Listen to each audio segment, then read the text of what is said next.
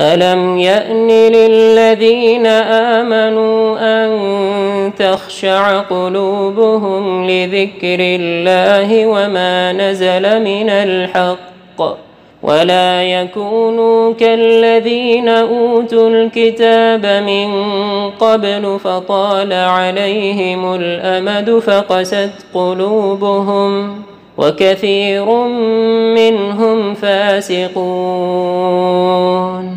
اعلموا أن الله يحيي الأرض بعد موتها قد بينا لكم الآيات لعلكم تعقلون.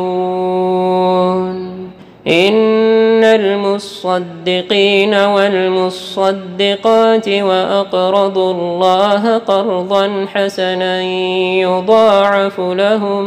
يضاعف لهم ولهم أجر كريم.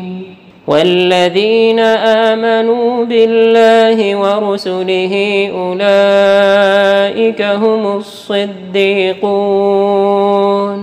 والشهداء عند ربهم لهم أجرهم ونورهم.